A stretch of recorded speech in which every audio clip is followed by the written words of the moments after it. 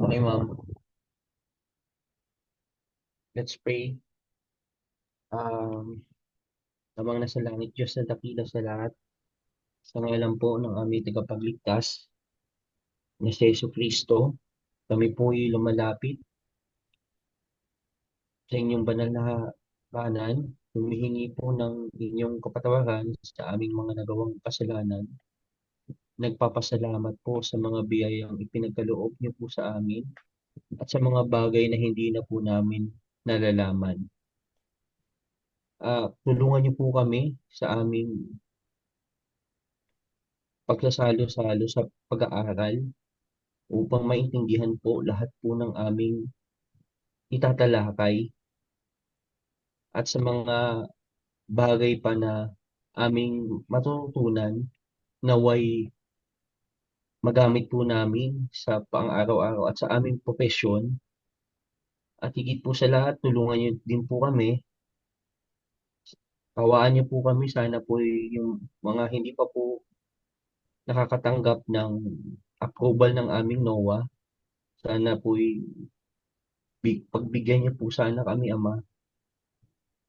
Lahat ng pong ito'y inilalapit po namin dahil po'y kayo lang po ang aming malalapitan sa mga oras na ito at alam po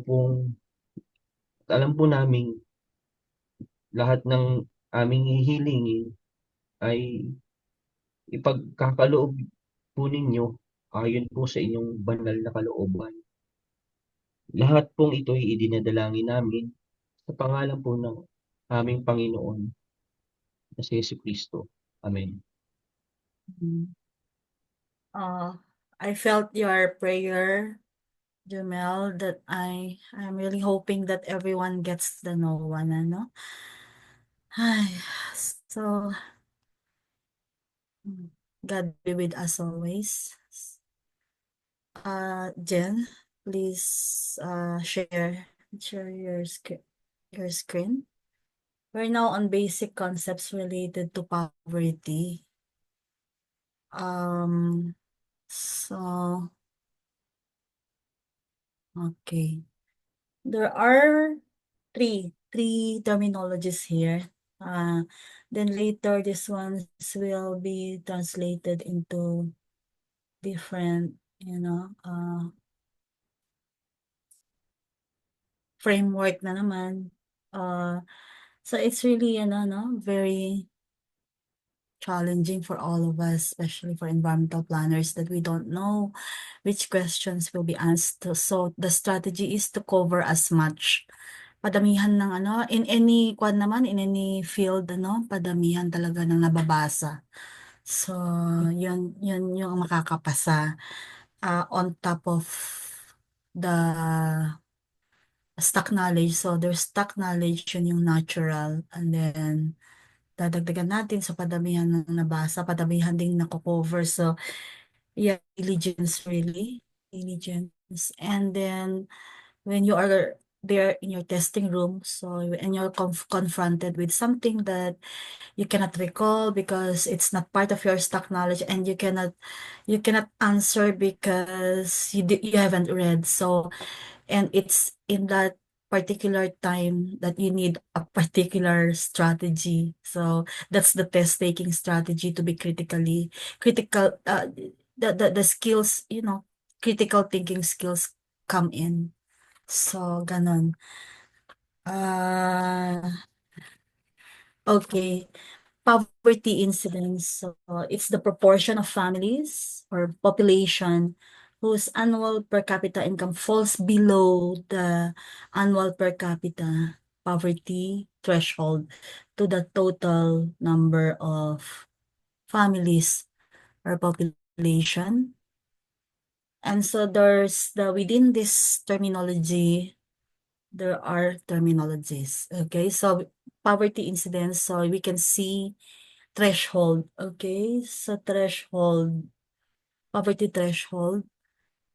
So when we say threshold, the poverty threshold is the minimum income required to meet basic food and non-food needs. So it means that when we are in this context of poverty,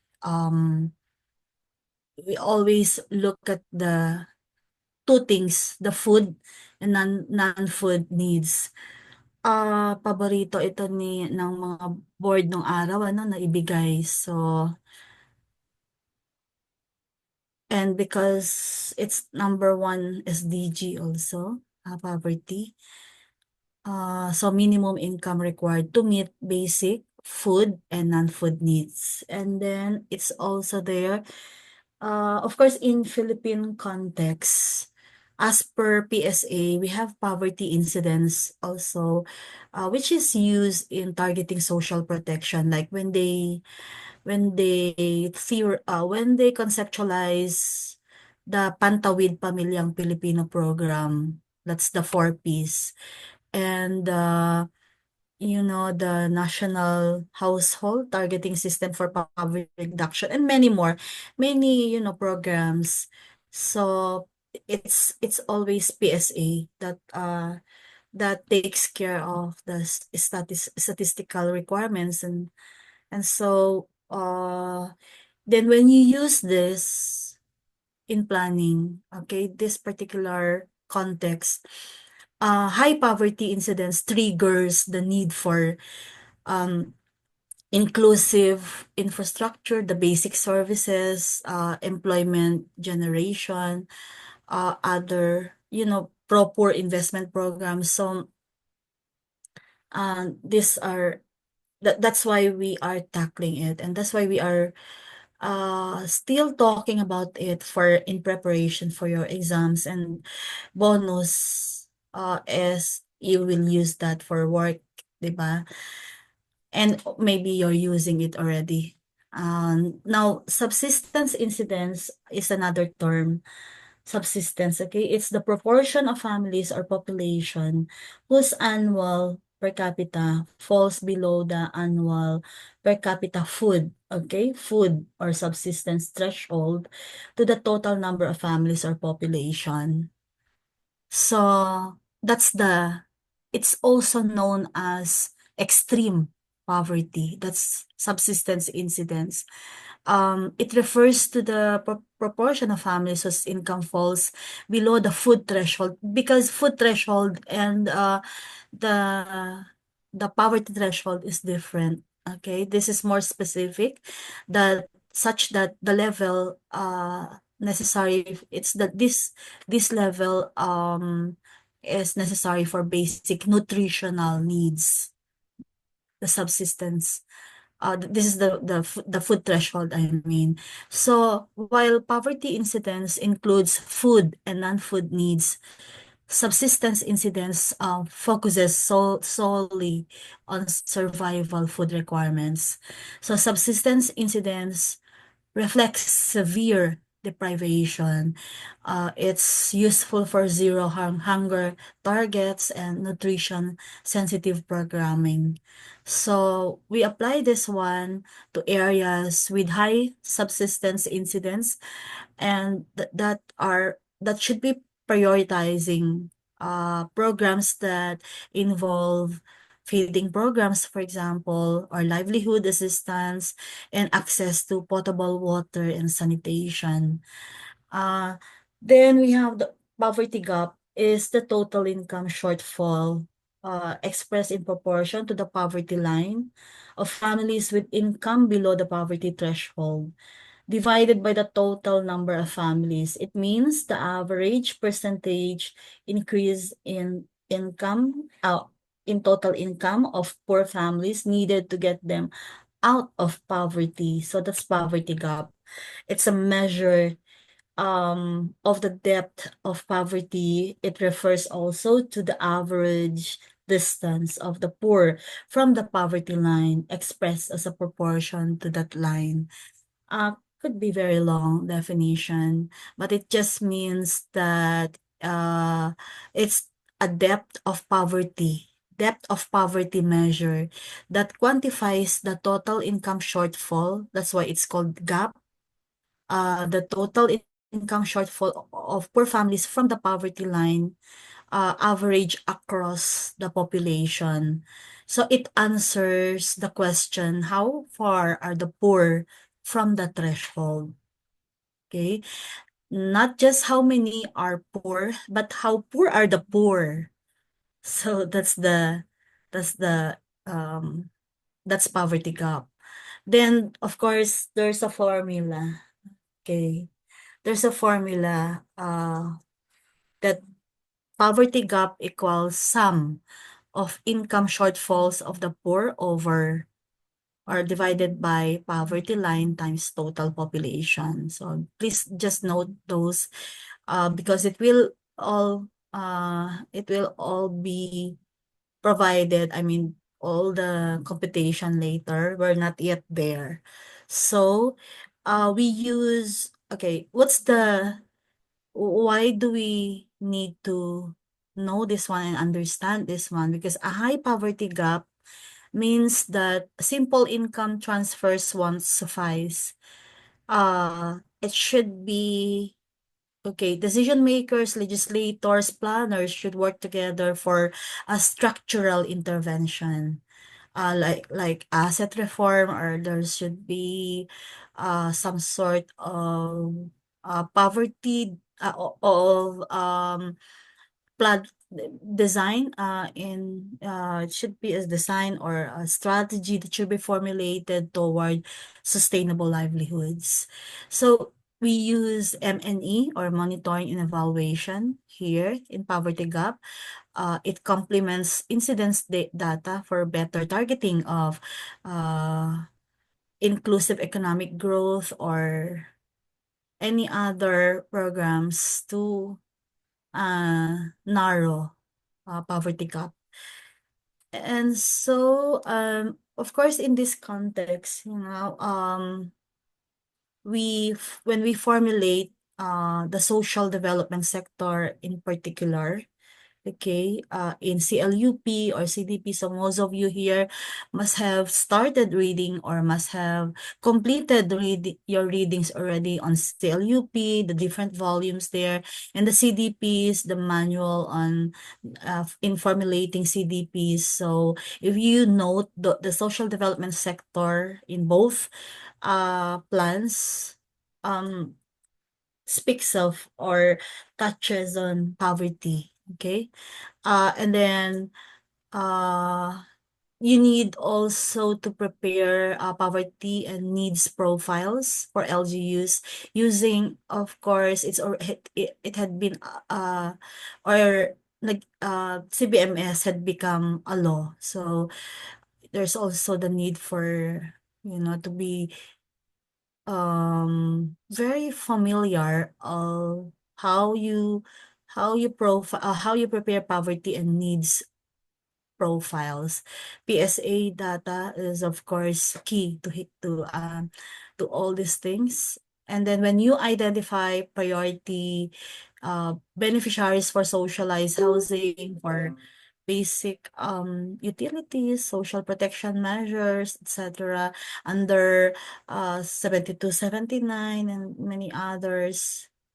Also, we have the SRA, the Social Reform Agenda, RA 8425. Um, and then when you evaluate project proposals for site selection, equitable service delivery, it's also based on spatial poverty data. So we already have, because it's not in your slide, but of course there are some current policy update such that as of, I think that the most recent one is 2023, that the annual per capita poverty threshold was around 12,030 per month for a family of five. So 12, kasi tinatanong yan eh, yung if anong year ba yon, no, yung update na yon, the annual per capita poverty threshold. So as of 2023, it's 12,030. So 12,030 per month for a family of five. And then because it's important that the poverty statistics should be updated when you apply it, for example, in your local development investment planning. And so also in how you link it with the SDG, that these indicators support monitoring of SDG number one, no poverty, okay? Particularly targets like eradicate extreme poverty, and another target, reduce poverty by at least half. So you normally see that in the SDG. And also questions also they they they emerged in the 2024 board exam, not in poverty but generally in, so there are a number of questions there in the SDGs. So meron ding for example, World Bank or NDP, and they advocate now for multidimensional poverty indices, the index, okay? MPI, multidimensional poverty indices, so which include education, health, housing, and access to services alongside income. So we need to understand all these poverty metrics. So there are tools for equity-driven, data-informed planning to enable LGUs to design and justify projects that improve quality of life. When we also want to reduce vulnerability, and when we break the intergenerational cycle of poverty, like when you call it like a motherhood statement on poverty reduction. So you can go to the next slide. Um, okay, that's the one. Okay. So causes of poverty based on the World Bank. Okay, so it came in diagrams. So, and it's a framework. Okay, so as I mentioned earlier, this framework identifies poverty, not just a matter of low income, but if you look at the framework, it's madami siyang dimension, so it's a multidimensional issue. And the structure presented symptoms, okay? Symptoms. When we talk about symptoms, it's a normal disease or something, that when you contextualize it in poverty, poverty matter, then it means that what poverty looks like on the surface, di ba? So symptom on the surface. And another dimension is causes. So this is the systemic or structural factors behind these symptoms. Okay. And then responses below there. That's the practical and programmatic interventions that can address the root causes. So if you've seen some um, problem tree analysis or objective tree analysis, that you convert problems to become objectives. So I'm sure those people from LGU, of government in general, you're very familiar with problem tree, like fishbone analysis and ganon. Normally natatanong talaga yan sa board, no?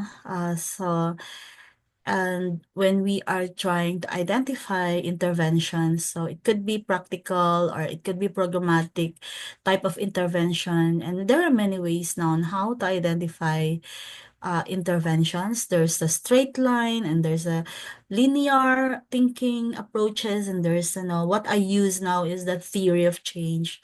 So it's something like a higher level of evaluation tool to how to link intervention with the goals, or the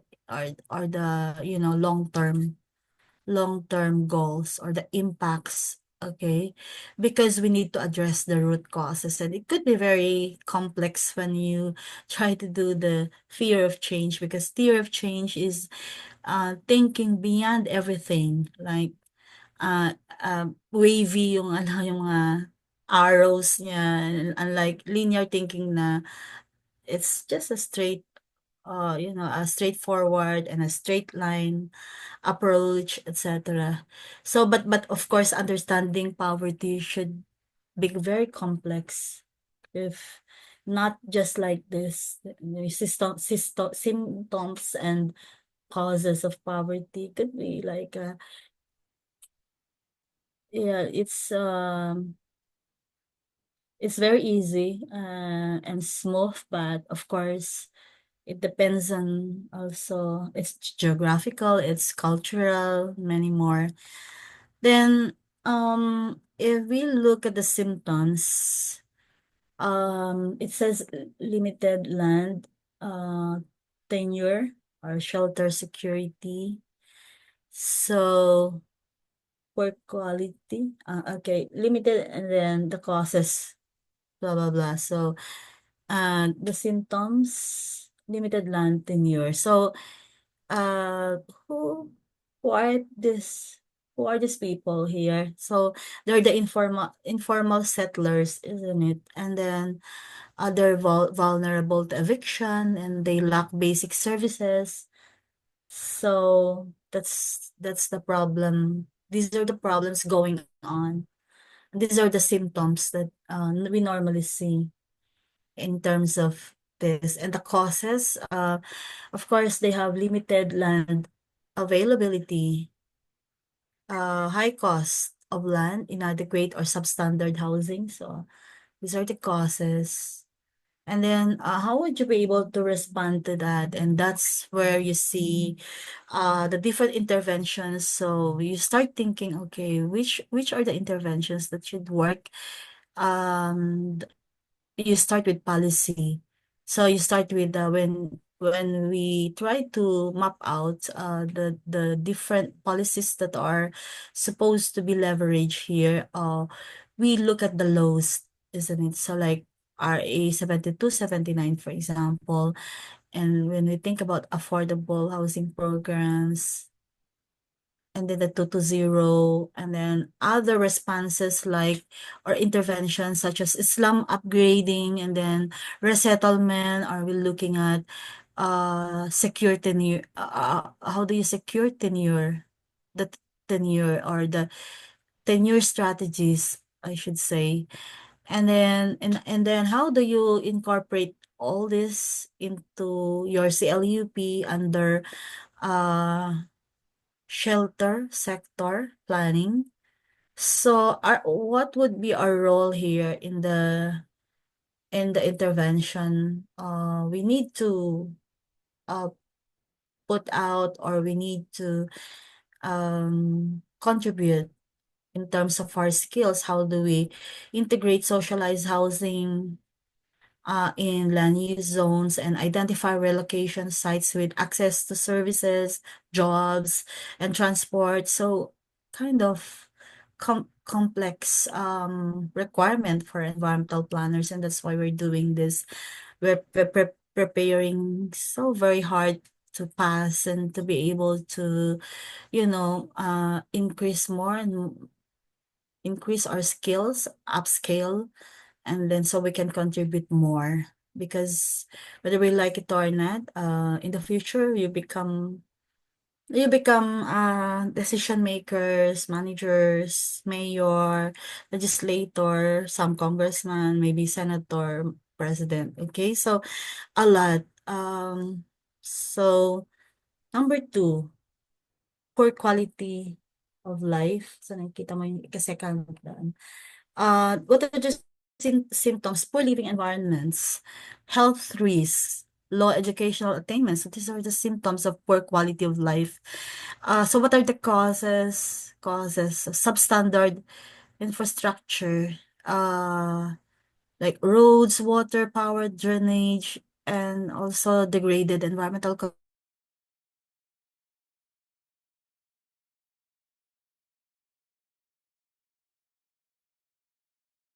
like water, sanitation, waste. Also, we need to respond through social services delivery, through establishment of good school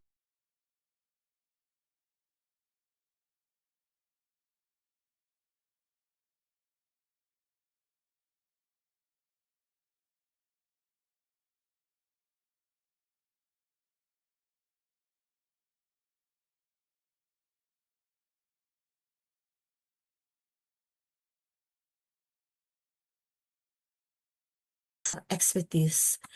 And so lack of income, okay, lack.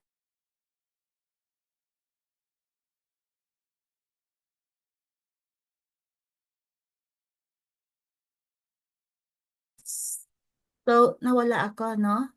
Ma'am Ana, nagkakat po yung ano, yung innet niyo. Oh, I just came back. What was the last, na narinig nyo?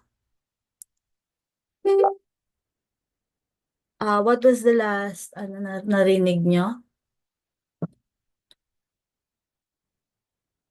The last part, sorry, so that I would know, where to restart.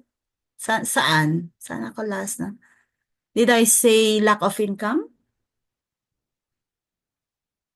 Hello? Yes, ma'am. Okay. So I'll start there again. So there are all symptoms, underemployment, informal work, income insecurity. So causes lack of jobs. Uh, yeah, causes. And then poor education and mismatch between skills and labor market demand. So again, what would be our response or intervention? Job creation is one response through mag-isip tayo na isang program, like local economic development and more. And then enterprise promotion also, livelihood grants. And then our support for MSMEs, or the micro, small, medium enterprises.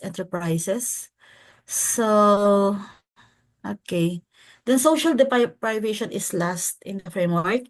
That symptom is marginalization or exclusion from planning processes when you're being deprived from your participation in governance, like. And then another one is lack of access to aid. Okay. Then, of course, one of the causes could be weak leadership, or there's no voice. Okay. No voice in community decision making, or no access to credit or social safety nets. So what would be your response? Microfinance probably, or women's cooperatives, welfare programs, and leadership and capacity development, or community organizing, empowerment, and participatory governance. So I mentioned that earlier, that if there's low participation in of communities, then you need to respond to that through participatory governance. And so our role is to institutionalize community participation in planning processes, like in CLUP, CDP, LCCAP, and when you promote inclusive policies. Okay. Um, because you're not saying that this in your slides. So just to mention here that we have NEDA's Ambition Natin 2040 and PDP 2023 to 2028. They explicitly highlight inclusive growth through poverty reduction and inequality mitigation. And so planners are expected to incorporate the HDI, or Human Development Index, and poverty diagnostics into their baseline assessments. And many global trends also, like urban resilient planning now links poverty alleviation with climate vulnerability and infrastructure access. So what's our takeaway in this particular slide?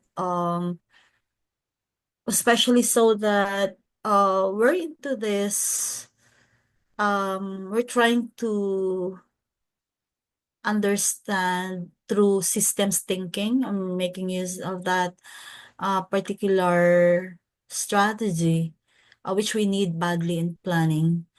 Because number one, addressing symptoms is not really is not enough, and we must identify structural causes. So that I mentioned that early on. And proper planning isn't only about we keep talking about social programs, but we need to incorporate what we need to do, land use, planning, finance. So we have a lot of roles to do. The planner must serve as a connector of a spatial, social, and economic planning to, to make sure interventions are targeted properly and they are inclusive and they are sustainable. So we can go to the next slide. Hmm. Responding. Okay. Responding to basic needs of the poor. Um, okay.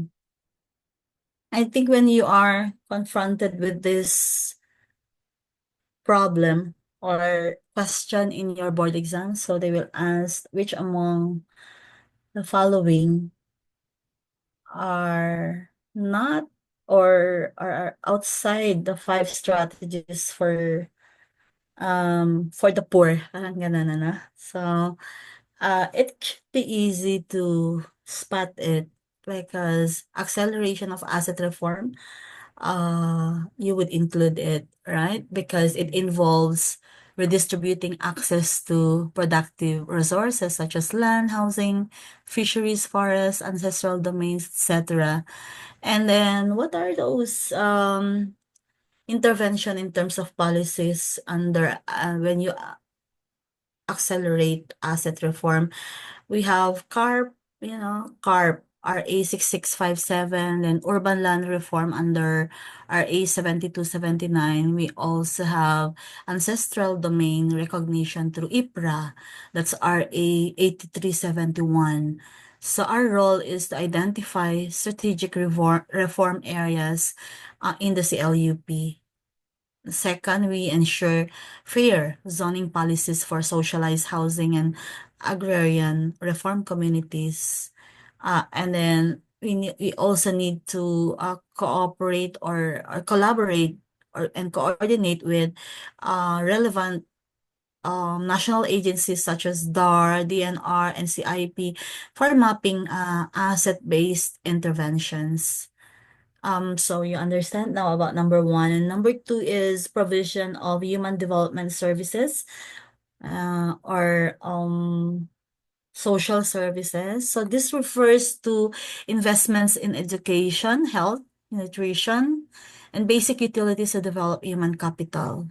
So what are the national programs under this? That of course we have the K to 12 basic education program, and then again I'd like to bring back 4Ps, the Pantawid Pamilyang Pilipino program. That's that had been running for a long time under 11310, and then the Universal Healthcare Act. So what's that RA? So please remember all those Republic Acts. I think it is 11223. So what's our role and how do we incorporate them? We in our land use planning, we integrate the basic needs, like school, health, daycare, science. So we need to do that. And then we use demographic and health data for equitable infrastructure placement. And we have to support SDG aligned planning that centers on people and services. Then livelihood and employment, this focuses on enabling the poor to participate in economic growth through skills training, entrepreneurship, and job facilitation. We have, so what are those common interventions in your LGUs? We have local economic development planning, we have the MSME support and livelihood centers. Then also those TESDA aligned training and job matching, because we are talking about livelihood and employment. So when we design, for example, economic zones and agri-industrial estates in land use plans, we make sure that all policies and PPAs are aligned toward that end of indeed enabling the poor to participate in economic growth. Then we prioritize labor-intensive and local value-added enterprises. And finally, we promote resilient livelihoods in hazard-prone areas. So that's how we plan for interventions. Then social protection and security from violence, and this recognizes that poverty is worsened by insecurity, be it from crime, from displacement, disaster, or domestic violence. So what are the key instruments here? We have DRR and climate resilience. So that's 1021, RA 10121, I should say. And then we have social pension, insurances, so SSS, GIS, PhilHealth, and then the VAUSI protection, RA 9262. I remember when I was in law school, I report ko yan, RA 9262. So, they have, of course, VAUSI includes also child protection laws. Because we are talking about social protection and security from violence. And so what's the role of planners? We incorporate safety and protection and spatial design, like street lighting, evacuation centers, and there's also some guidelines provided by I think DSWD in relation to evacuation centers, and then safe shelters, and then you need to plan inclusive DRRM strategies for vulnerable groups. Another one is you encourage community policing, peace zones, resilient neighbors, because we're talking about social protection and security from violence, and many other uh, law enforcement. So make sure there's collaboration between or among those implementers, like people from the SWD in collaboration with police, ganyan, PNP, in terms of VAUSI and many more. Because there are cross-sectoral laws anyway in regard to the VAUSI. So may anti-rape law, etc. Ang dami meron pang Magna Carta for women, etc. Okay. So number 5 is participation and empowerment of the poor. Again, so we always contextualize it. It means empowering the poor means giving them voice and agency and planning, budgeting, implementation, and governance. So what are these mechanisms that we normally hear from the ILG, from the SWD, like bottom-up budgeting? So they're now institutionalized through Barangay Development Plan and CDP. Also, are one of the mechanisms include participation in local development councils. So basis RA 7160, the local government code. And then there's civil society partnerships and people's plans. So again, what's our role is to facilitate participatory rural appraisal, barangay consultations, public hearings, and we make sure also that we don't miss out embedding God or the gender and development and then the youth sector PWD concerns and IP representation in planning processes. We build also capacity for community-led development and monitoring and a lot. So again, para medyo meron na tayong advance or if you have not started memorizing your SDGs. So SDG 1, no poverty. SDG 10 is reduce inequality. So I'm talking about the topic that I just tackled about responding to basic needs of the poor. So meron ding UN Habitats No Urban Agenda, human rights-based approach to planning. So, of course, dalawa na yung nabanggit ko na SDG doon. One, no poverty. SDG 10 is reduced inequality. Okay? So, those five strategies that you're seeing on your screen are not independent. They're mutually reinforcing and must be localized through the CDP, CLUP, and sectoral plans, and that's why we're talking about it. So we can go to the next slide, measuring inequality. Next slide, Jen. Mm, Yeah, I'm seeing the next slide, Jen. Okay. Measuring inequality.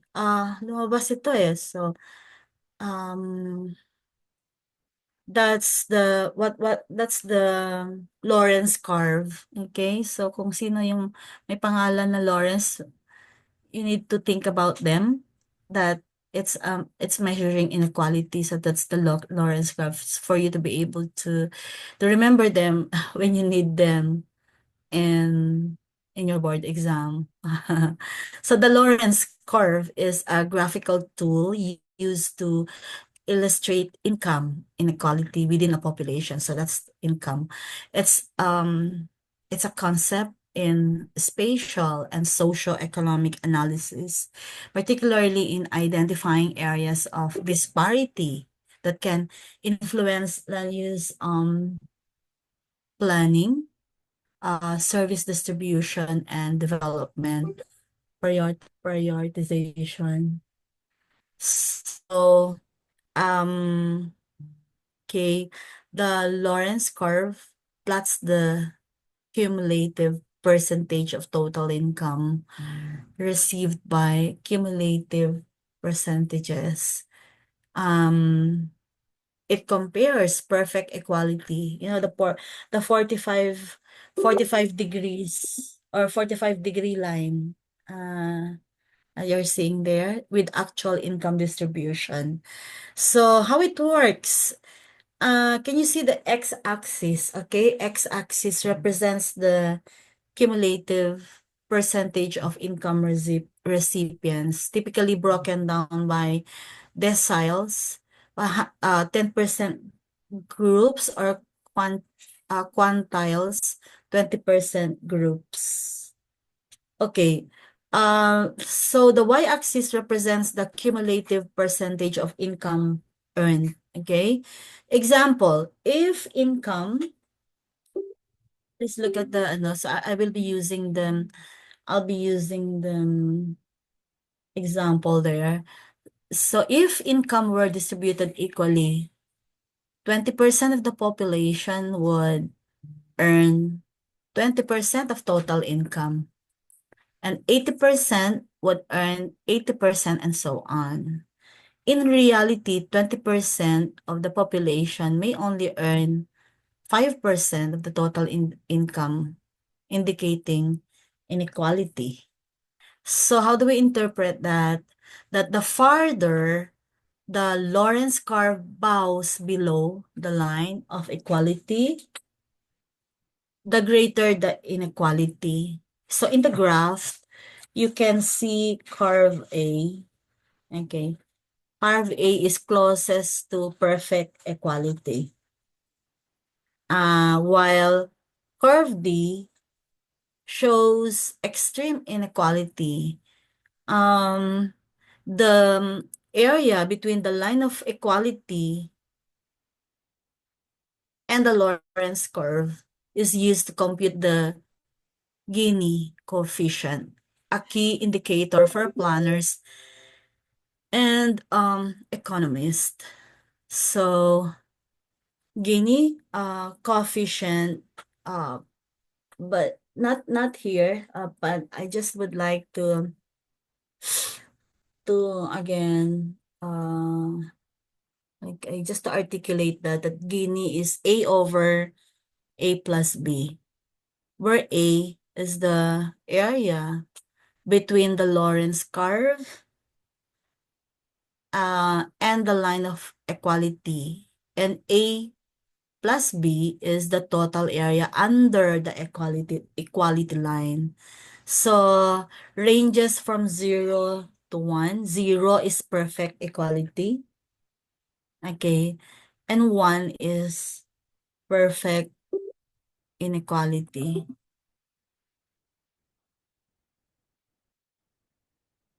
So okay. Philippine PSA data often publishes this metric to track disparities over time. As of the latest reports, the Gini index remains, I think, above 0.4, indicating persistent inequality. But anyway, I'll just be repeating this next time. And so planning, poverty planning application for here, I mean, when you apply it to planning, we use Lawrence-based data for disaggregated income analysis per barangay or municipality, and that's via poverty mapping. And then when you incorporate it to CLUP and CDP, we target infrastructure and social services in areas with highest deviation from equality. So,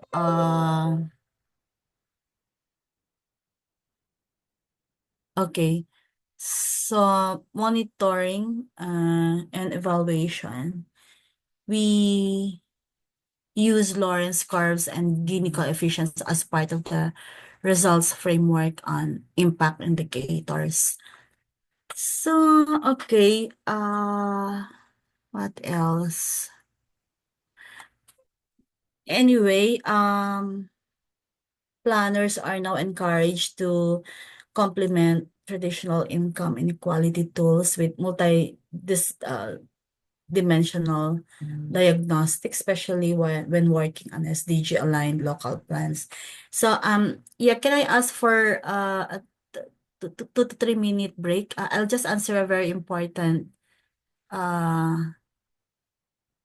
message. It's really they need my response. Okay, saglit lang. Okay, just a moment.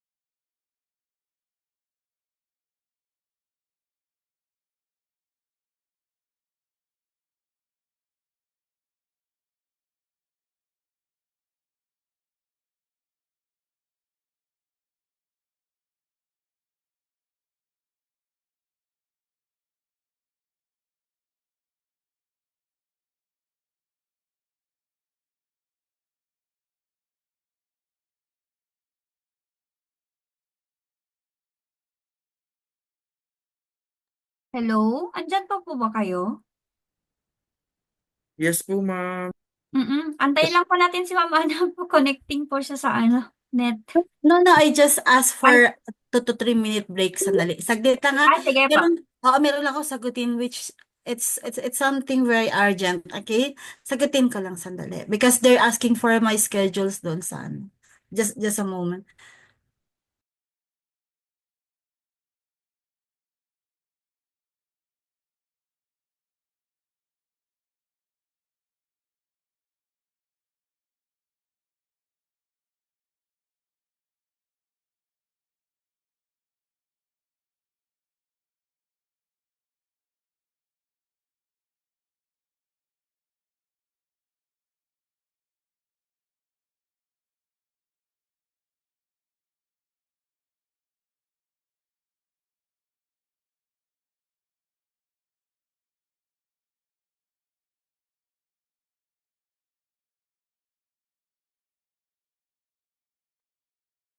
Ma'am Jen, diyan ka po ba? Ma'am Jen, Yes po. ma'am, pwede ako makahingi uli nung ano, PowerPoint nung SDG? Sige sir. Thank you. Okay po. Kuha din po sana, Ma'am Jen. Da-drop ko na lang po ulit sa GC sir. Thank you, ma'am.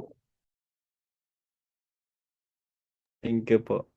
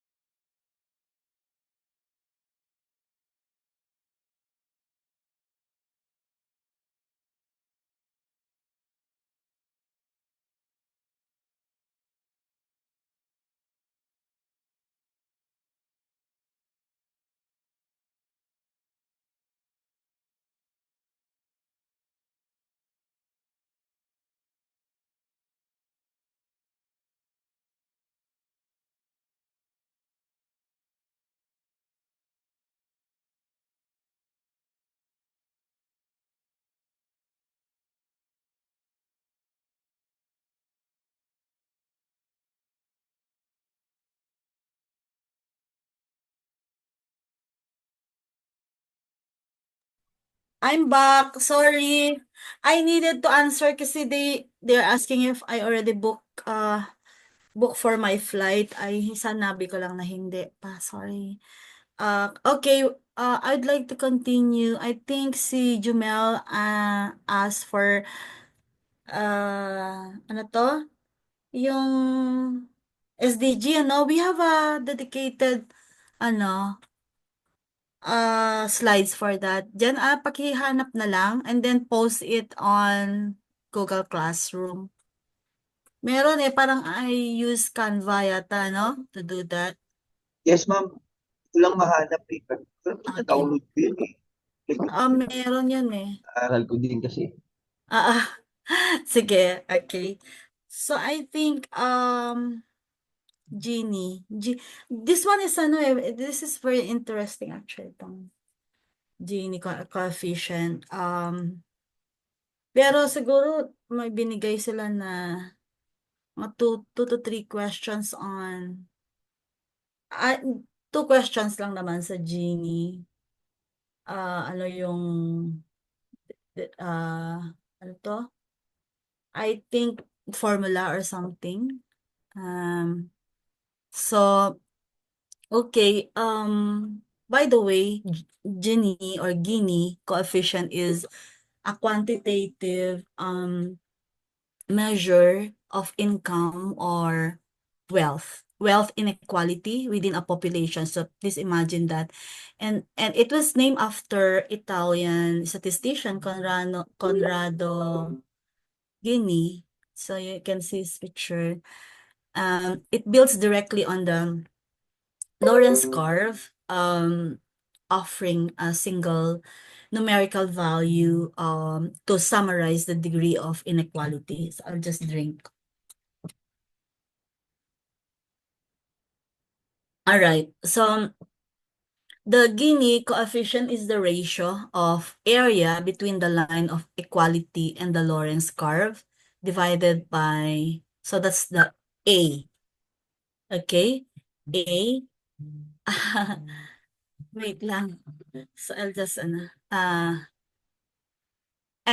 so total area under, so divided by total area under the line of equality. So mathematically, G is equal to A over A plus B. Okay. So again, A is area between the line of perfect equality and the Lorenz curve.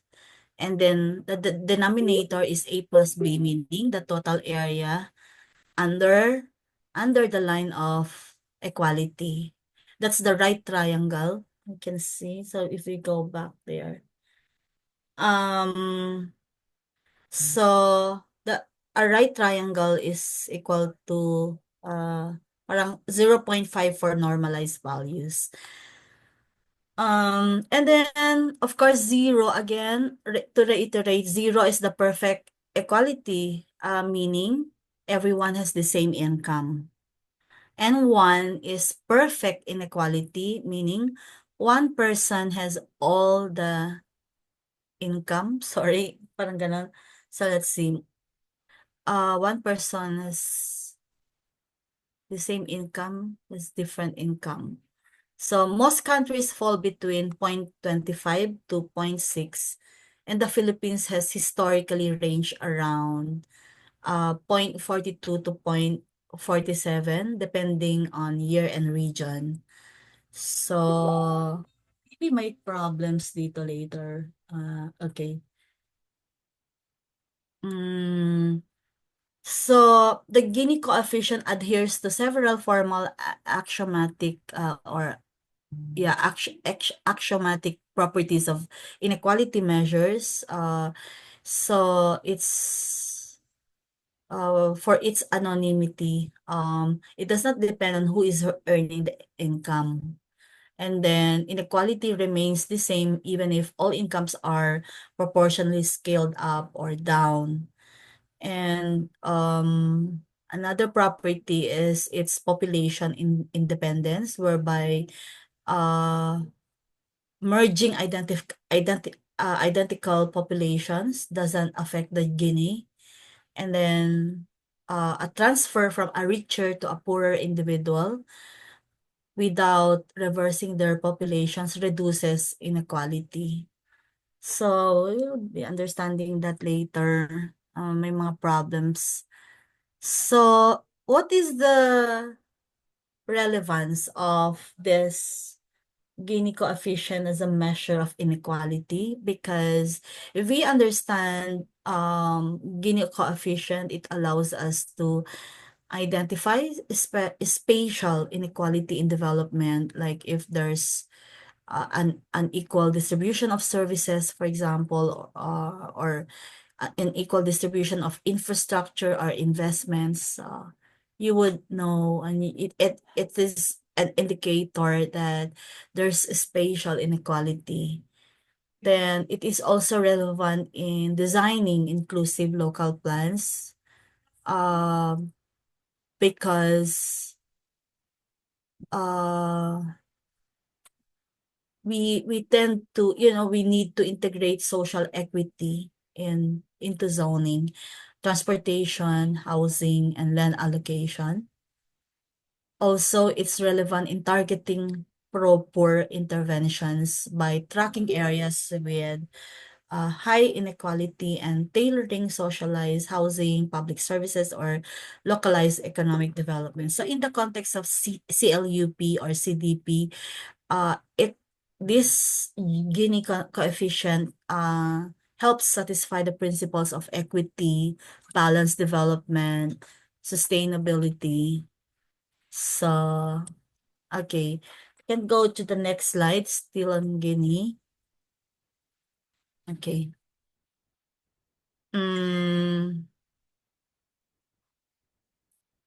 So again, it's more clearer, or it's more elaborate here, that it's now the graphical, representation of the Gini coefficient, showing how it's derived from the Lorentz curve, which is a graphical representation of income. Okay, isa lang yung variable dito, an income or wealth distribution.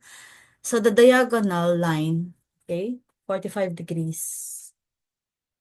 line represents perfect equality, meaning every segment of the population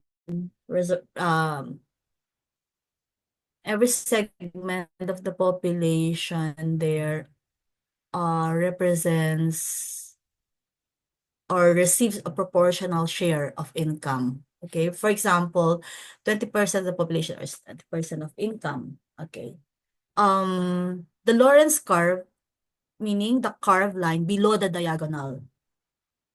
All right. Represent the actual distribution of income. The curved line below the diagonal. Okay, so that's the Gini or the Lorentz curve. So we can now see the Gini coefficient is the ratio of areas. G equals A over A plus B. So the Gini index, okay, right now, and the Gini index is often shown as a percentage. Okay, a percentage. Where Gini index is equal to G. So whichever you computed as G, the G value, you multiply it by 100. So you can, because that's expressed in percentage.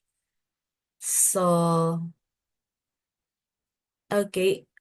However, Gini coefficient is not limited to income pala. And because it can also be used to measure wealth inequality, which is often even more skewed than income inequality. So a high Gini value flags spatial inequalities in access to services, land, income opportunities, and infrastructure. So when we apply that in planning, in our practice, so it justifies proper planning interventions such as socialized housing. So I think I mentioned that already many times, and equivalent transportation equitable, transportation planning or inclusive land use zoning, participatory budgeting, and planners should indeed advocate for horizontal and vertical equity, ensuring both equal treatment across geographies and redistributive policies for marginalized sectors. So we can go to the next one. Still ini, parang hindi na natapos yung si Guinea, no? So it's kind of makulit. But it's still relevant because this slide complements the earlier explanation on the Gini coefficient by providing a practical guide for interpretation. So we have here range. If it categorizes ranges of values along the Gini scale and links them to the real world equity or inequality of income distribution. So we have there zero perfect equality. Everyone has the same income. So that's what it means. And then 0.2 to 0.35 relatively equitable income distribution. Then 0.5 to 0.70 highly unequal income distribution. And when you reach one value or Gini value, it denotes perfect inequality. One person has all the income. These ranges provide a reference framework for evaluating the level of inequality in countries, in regions, or cities.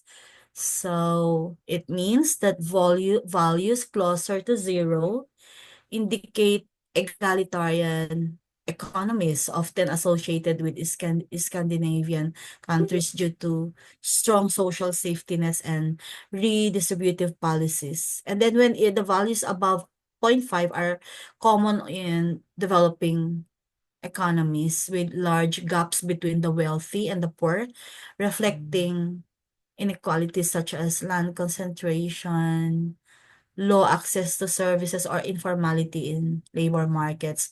So as in Philippines, the Philippines has historically hovered around 0.42 to 0.47, indicating moderate to high inequality. Urban to rural disparity, poor access to capital, and uneven infrastructure development contribute to this moderate to high inequality.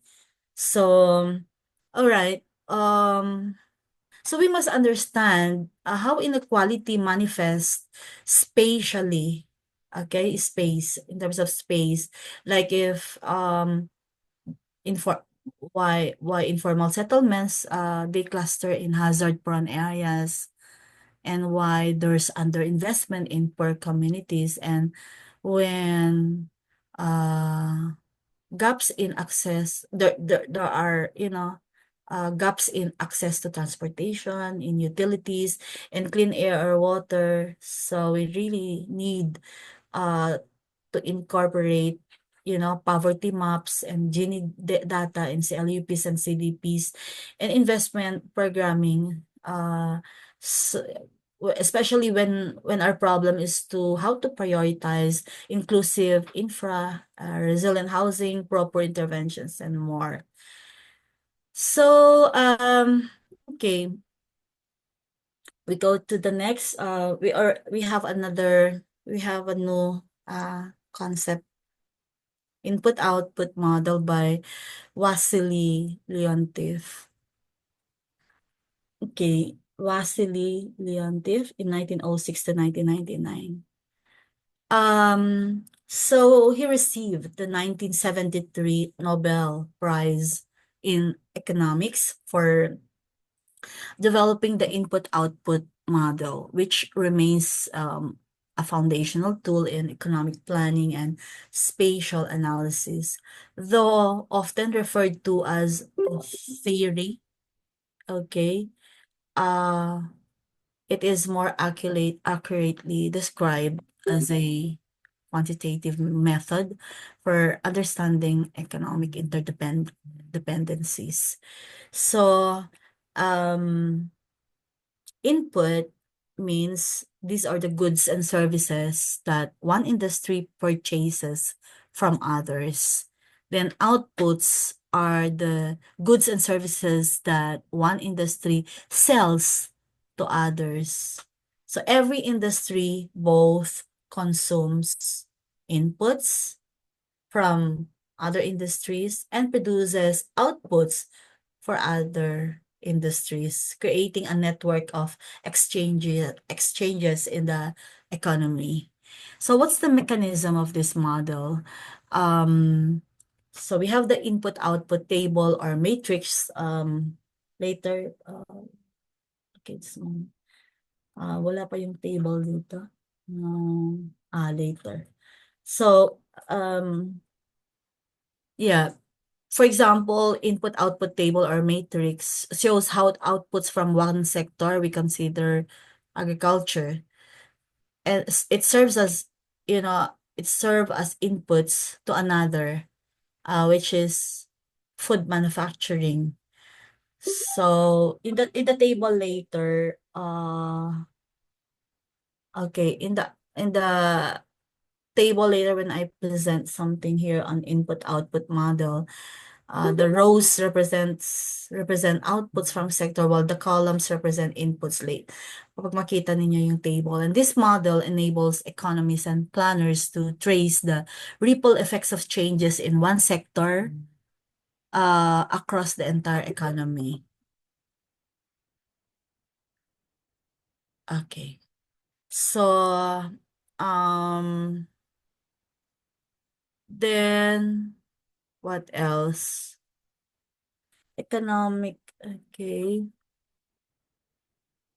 We can go to the next one. Blueprint, okay. So this is now the, like,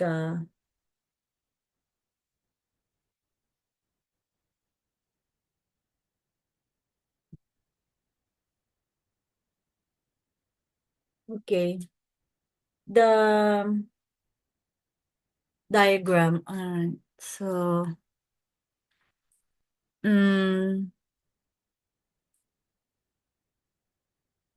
yeah, it is the flow of economic activity from primary producers to final consumers.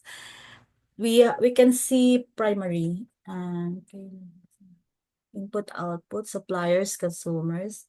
Then we can see primary, okay? Primary supplier, meaning labor and households.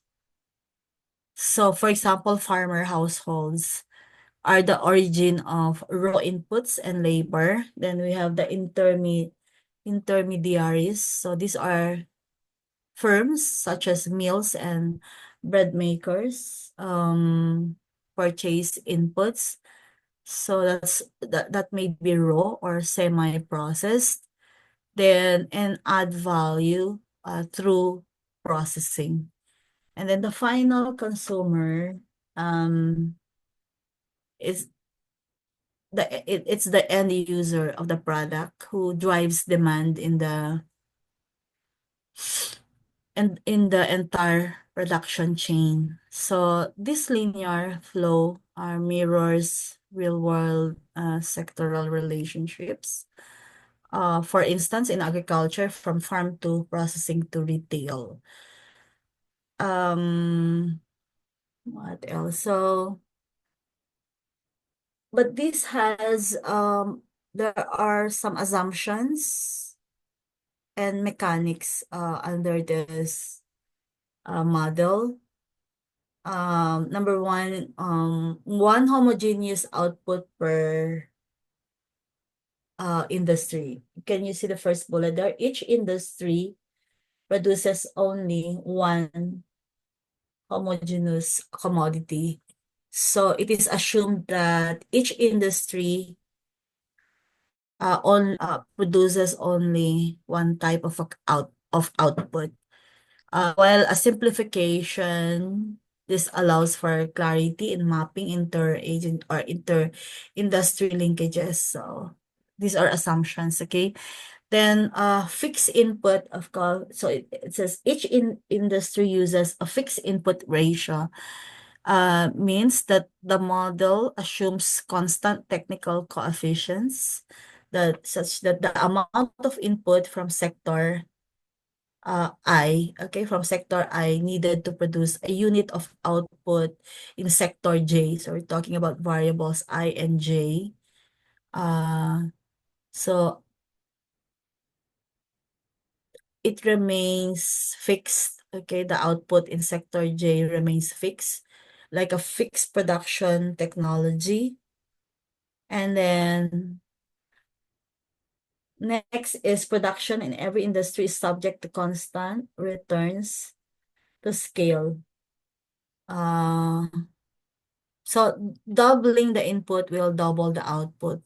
Okay, meaning the production process is scalable without efficiency loss. What is AIJ? Is the input need the input output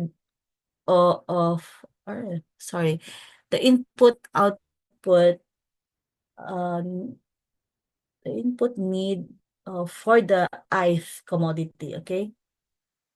Ith commodity, which must be a fixed amount in order to produce each unit of the jth commodity, where I equals input, J is output. So for example, 0.35, that should be cents, okay? 35 cents worth of input from industry, from an industry, which is required to produce $1, okay?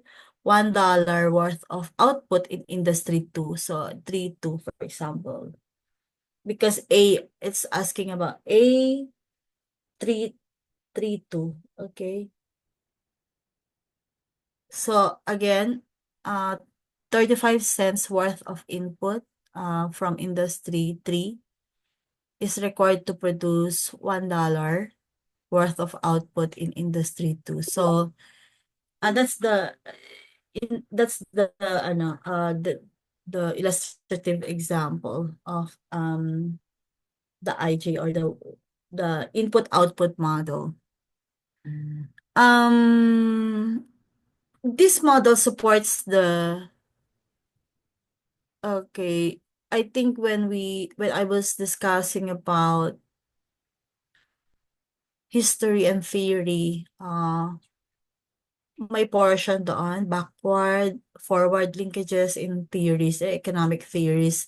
So, this model supports that when we identify key sectors, like backward linkages, when you say backward linkages, these are industries heavily reliant on inputs, like manufacturing needing raw materials, okay? So, you have the manufacturing industry, so but you need raw materials to function. And then forward linkages means that these are the industries supplying key inputs to others, like energy, for example, or transport. So that's why it's called forward linkages. Then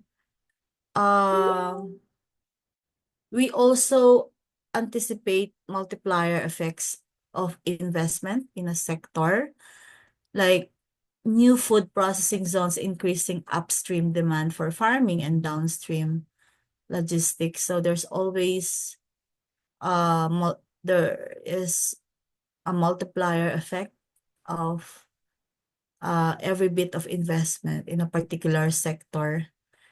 Then another importance of this input-output model is when we are determining how changes in production affect resource use, emissions, or land conversion, especially when integrated into environmental input-output models. Then it's also important in planning and policy, especially when identifying vulnerable nodes in the economy that if disrupted, okay, due to climate-related shocks, it can cascade into larger regional economic impacts. So we can go to the next slide. It's still on IO, input-output conceptualization of the economy. Next slide. Next slide. Yeah. Okay. So again, so we need to understand the economic transactions through purchasers and suppliers. So in this context, the input-output modeling, and one of the first and most essential conceptual steps is to categorize economic agents into purchasers and suppliers. And this is necessary to understand how goods and services flow through the economy from production to consumption. And there are four types of economic actors here, okay? Like number one, primary suppliers, and these are entities. So I've already mentioned this in the first one when I explained the diagram, but I'm just repeating them again because it showed up again in paragraph that primary suppliers are the entities providing primary inputs or such as labor from households, and natural resources are the raw materials. So once sold, these inputs do not go through further processing. Hence, the transaction ends there for the supplier.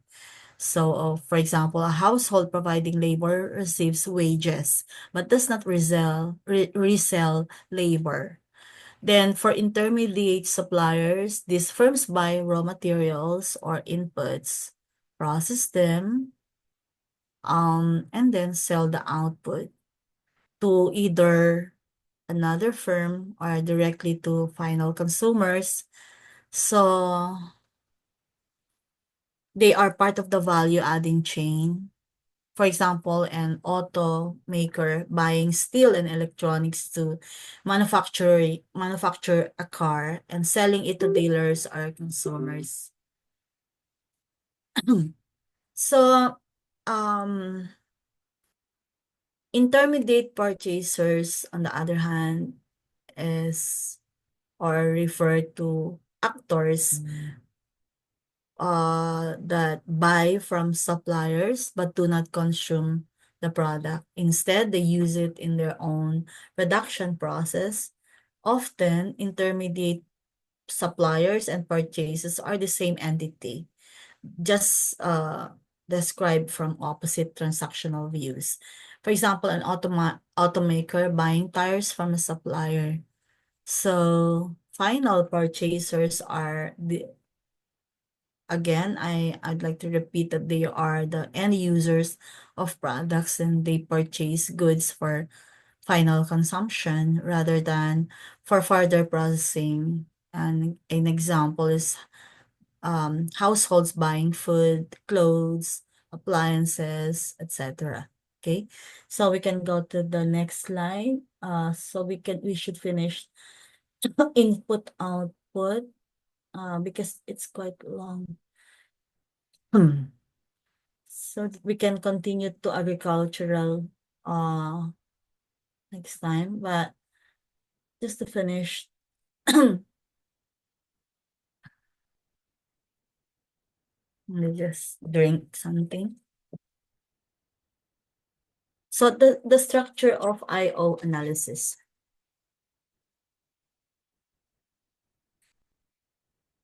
So the objective is to generate a total requirements table that shows the flows of dollars between industries and the production of output for a given sector. So, okay. But we're not saying yet the table. So transactional table, direct requirements table, so many types of table. So just to define, transactional table as a raw matrix of economic data that records the actual flows of goods and services among industries within a given time frame, usually 1 year. So each cell in the table indicates how much one sector buys from another.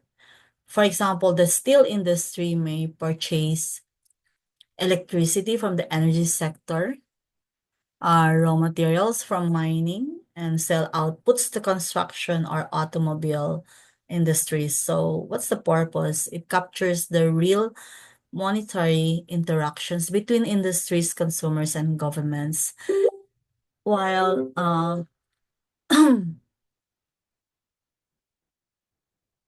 while direct requirements table is derived from the transactions table and standardizes the data by showing input requirements per unit of output. For example, if producing 1 peso of car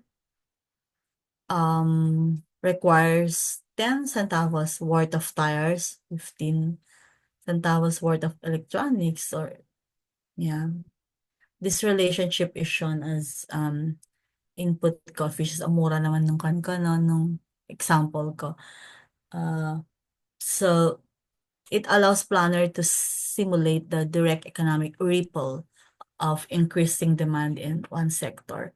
This table is technical and represents production technology and structure.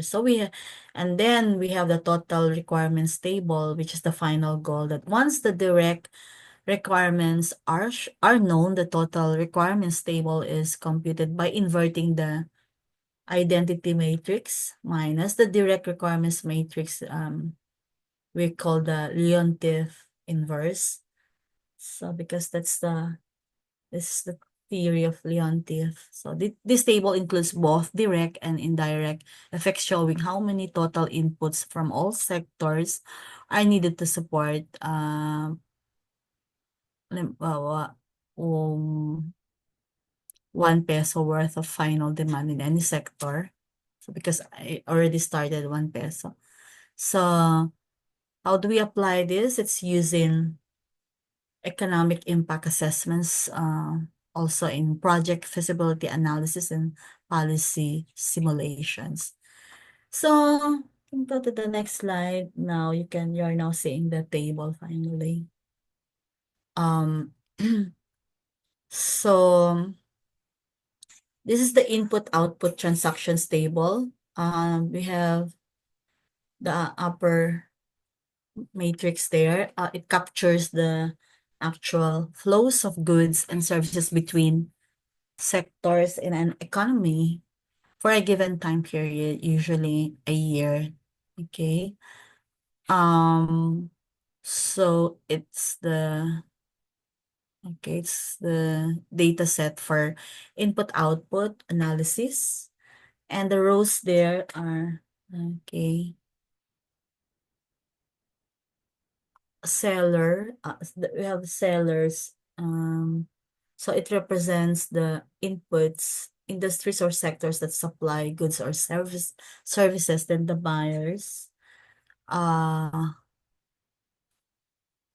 represents the outputs,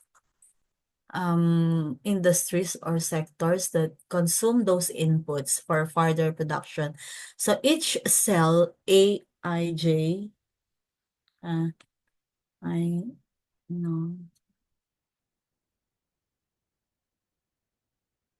it should be 1, okay.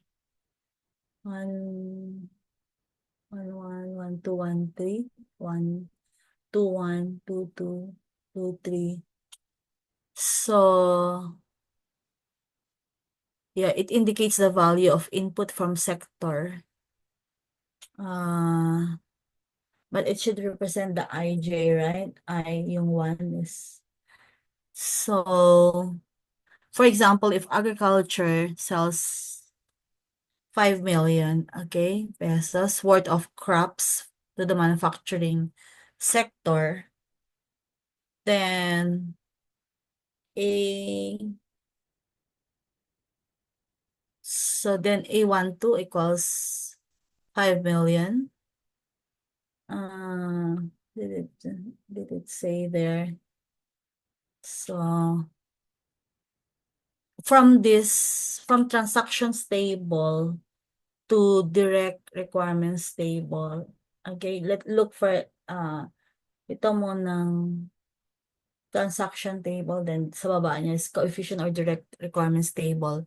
So the direct requirements table, also called the IO coefficient matrix, is derived by normalizing the transaction data. So each element in the new matrix is calculated as A, for example, AIJ equals input from sector I used by sector J, then divided by total output of sector J.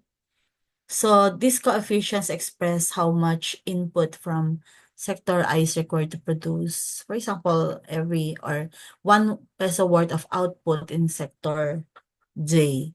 So this transforms monetary flows into technical production relationships, enabling planners to stimulate changes in demand and trace impacts across sectors. So if we interpret that agriculture, for example, 0.10, 0.6 in manufacture,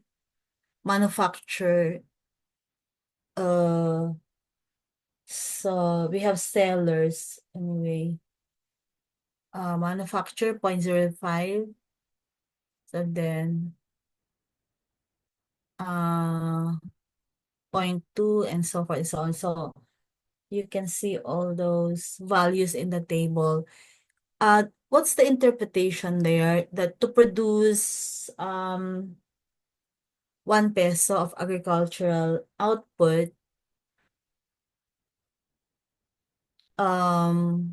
inputs must include 0.10. 0.10 from 0.10 of agriculture, like it can comprise seeds, fertilizers, etc. Then 0.05 there of manufacturing.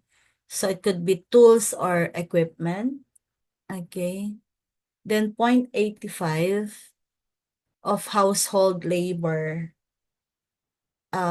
in terms of wages. So to produce 1.0 of manufacturing output. Then to produce 1.0 of manufacturing output, 0.6 of agriculture, okay? 0.6 of agriculture in terms of raw materials, okay? Because we're talking about manufacturing. And then 0.2 of other manufacturing inputs, and then 0.2 for labor. So total must sum to 1.00, indicating a fixed proportion production function, which is a key assumption of Leontief's model. So, okay, and this analysis helps quantify how a shock or investment in one sector, for example, manufacturing, cascades through others, for example, agriculture, labor, utilities. And these are also particularly useful in feasibility studies, in impact assessments, and if you're planning for economic zones, tourism nodes, or transport corridors. So a lot of yeah, it's useful in this particular task. So okay, But, there are already other variables or other elements like, not just this one, but also carbon emissions embedded in trade or resilience of food systems or circular economy planning. So a lot now, especially in the global trends, when they enable supply chain tracing across borders. So,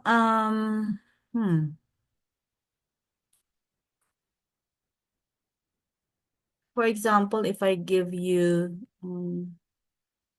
okay, problem like this, I'll write, okay, here. I prepared like this. Okay, you can answer later. You can, if someone is ready to answer, then while I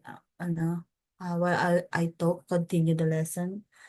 So, in NIO, coefficient table, a value of 0.6 under agriculture, manufacturing means.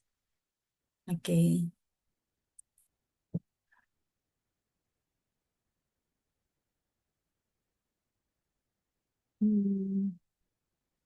Anyway,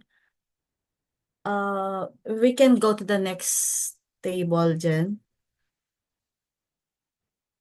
Okay. Demand and final demand. So it's a quadrant, okay? It's a quadrant that you can see. Intermediate demand, top left. So this is per matrix denoted as ZIJ. Okay. Is it IJ? So yeah. I for intermediate inputs and intermediate demand is the J variable. So each cell IJ shows the amount of input from sector I, okay, sector I used in the production of output in sector J. For instance, say 1, 2. So input from sector 1 used by sector 2. Di ba? Nakita niyo yan? 1, 2.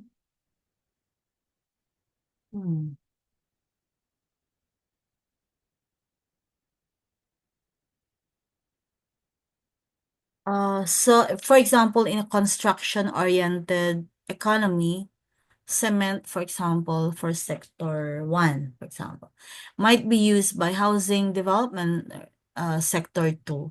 So the value of this transaction is Z12. Then for quadrant 2, you can see that in final demand, yung mas maliit na square. So this section accounts for outputs that go to final users rather than as inputs for further production. These include final demand components. So there's the household component, then the the investments there, private investments, so government spending, exports, and then the total output per sector. So this reflect how each sector's output is consumed or invested in rather than used for intermediate production. So this quadrant reveals the structure of final consumption key in evaluating demand-driven sectors and forecasting needs. So, for example, urban infrastructure, social services, just to explain this basic quadrants that define an input-output table. So, kapag ka nakalagay F, it means that that's the labor. Okay, labor and capital. So, like wages and rents. And then yung letter T doon is taxes. Okay. Then M is for example imports, non-domestic inputs. So these do not come from other domestic sectors but are essential for output generation. So we need to monitor imported inputs, and external dependencies can guide strategies for local sourcing and sustainability. What else?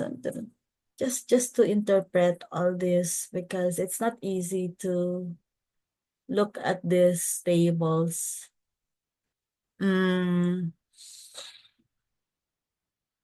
Then the next slide then is siguro yan na yung last. Okay, yan na yung last. Input output has been expanded into so the traditional input-output model by Leon Tiff has been, essential in understanding the interdependence among sectors in an economy.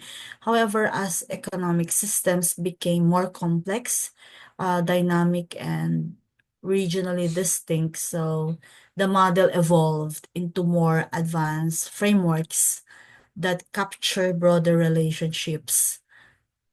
So what do we mean by that? It means incorporating impacts, behavioral responses, spatial dimensions. So this one talks about 4 key expansions of the input-output framework. So we have the regional economic models, the REMI, and it's about so that you can just have idea what's REMI. It's a dynamic structural economic forecasting and policy analysis tools for use for regional planning and forecasting. So it's being used by NEDA. I think so. They use that. And then it integrates also the REMI has its features. So it integrates input-output computable generation equilibrium. We call it as CGE, computable general equilibrium, and econometric model. So it can simulate the effects of policy decisions, such as tax changes and infrastructure projects or demographic shifts. So it's ideal for regional impact assessments when they predict, for example, an agency, NEDA. Oh, by the way, it has been enacted as a department, right? Yung NEDA. So no longer, I think just yesterday or today. So Yesterday, ma'am. yesterday, so maybe let's look at that. Probably they will ask also in the board exam. It will change a whole lot of the system itself. So magkaiba kasi yung pag department na. So let's see how it will evolve.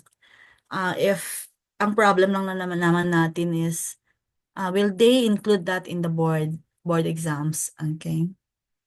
So makikimarites tayo from anyone in the PRC. Tatalasan lang natin yung tenga natin. Otherwise, kapag kinapture natin yan or ni-review natin yan and then hindi pala lumabas, so please don't deem it as fake news. Okay? So, makakatulong pa rin sa atin if inaral natin. So, anyway, I think I mentioned it's ideal for regional impact assessments. Ano ba yung regional impact assessments? When we are predicting how a new industrial zone For example, if there was a new economic zone, ganon, how will it affect employment, wages, migration? Sa ang dami mo yung madami kang titignan doon eh sa economic zone na yon or industrial zone. Of course, employment will grow or it will not grow as expected, or probably yung mga skills doon you don't have it right in your municipality, or you need to outsource other people. For example, you only have 40% of the skills and you get 60% skills outside. So will it be good? So those are things that are needed in regional impact assessments. How about wages? Will it be a game changer? Or migration also? So yung assumption is it will have a positive migration. So tataas yung population, di ba? Due to migration.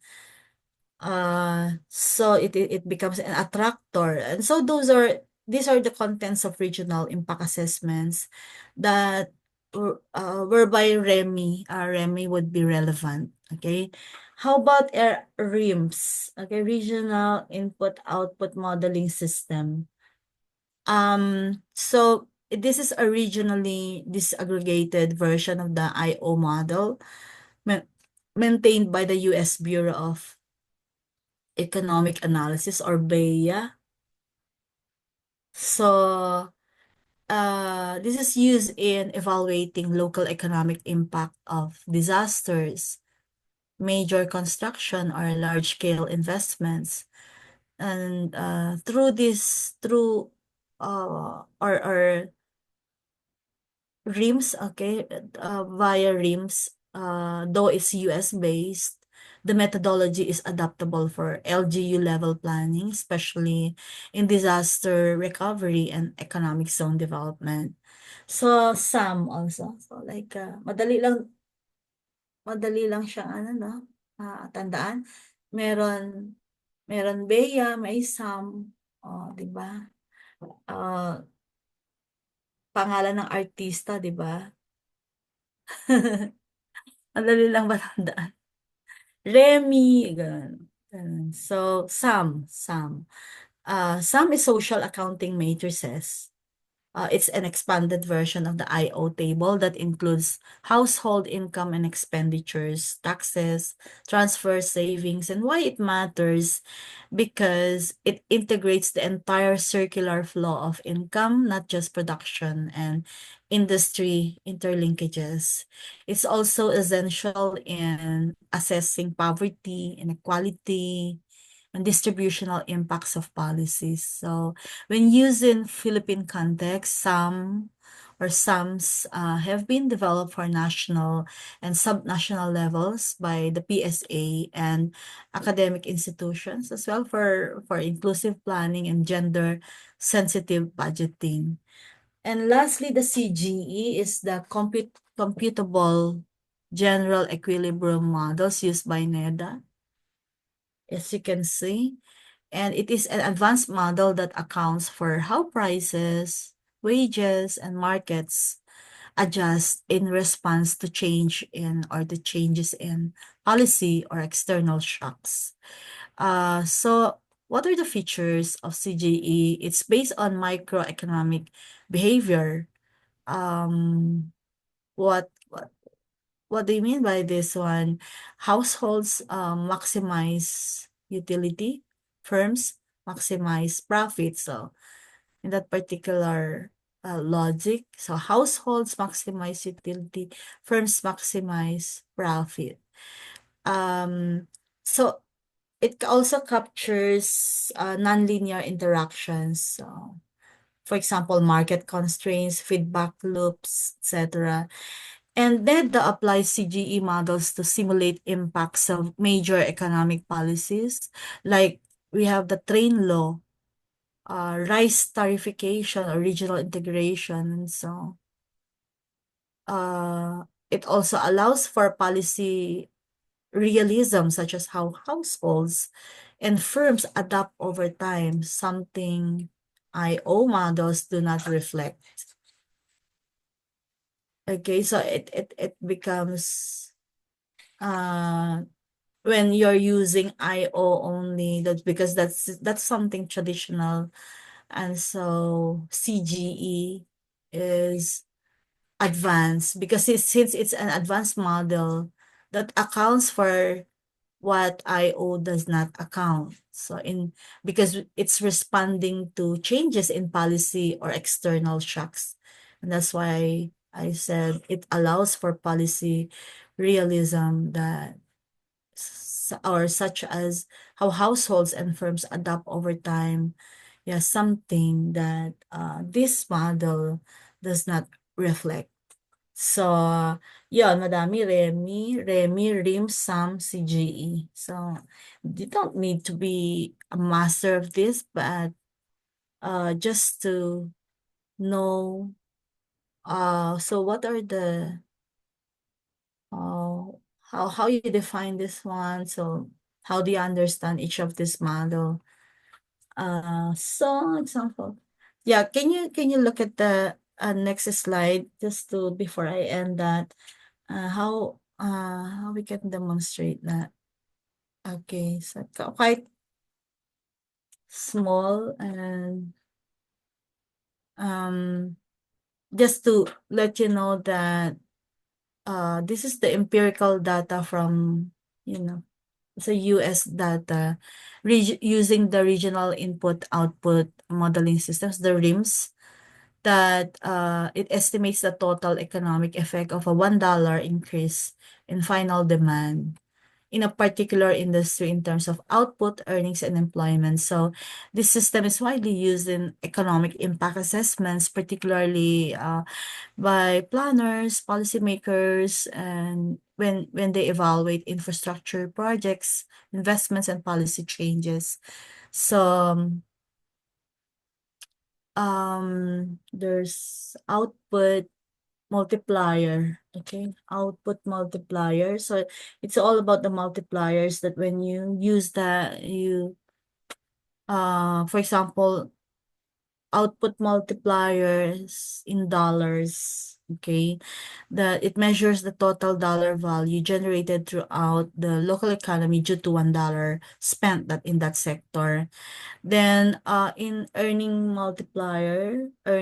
multiplier, it indicates the change in employee earnings resulting from a $1 change in final demand. And employment multiplier, still in dollars, is it? No, jobs. Dollars, jobs. So it shows how many jobs are created locally per 1 million in final demand. So, yeah. Then when you apply that in Philippine context, because this is a US data, but although it's deemed as universal and transferable to Philippine local development, and for example, if a city government is planning to expand an agro-industrial economic zone, and planners can use localized multipliers to estimate, for example, how much local output would grow, or estimating the extent of employment generation, and also potential household income increases. So in Philippines, NEDA and PSA are working toward producing regional multipliers, but I did not see yet anything. But it should be aligned with the input-output tables and satellite accounts. And these are crucial for impact forecasting of PPPs, for example, large-scale housing and tourism infrastructure. So I would like to, in closing, I'd like to give this question. May naka-answer na ba dun sa... Okay, so wala pang nag-answer. So, please copy-paste na lang. Alright. Okay, so that's this one. Planning agency seeks to measure the effect of 100 million road construction. Yeah, so which of the following is the best? Okay. So I hope you can give me an answer. Copy paste po na lang ano. So although ilan lang naman tayo dito na, so take a picture or anything, and then or ano kaya Jenna na, so okay. So I end my lecture there because tomorrow we need to do planning for agricultural development. Hanggang so agriculture, then commercial space when we plan for, so meron mga formula din doon sa commercial space, and then industrial space because we need to talk about agglomeration and the cycle, the economies of scale, na industrial dispersal also. And then ito maganda itong industrial dispersal means dinisperse mo yung development, yung industry, but it's still it is a framework for concentrated decentralization. So and then the regional industrial centers, special economic zones.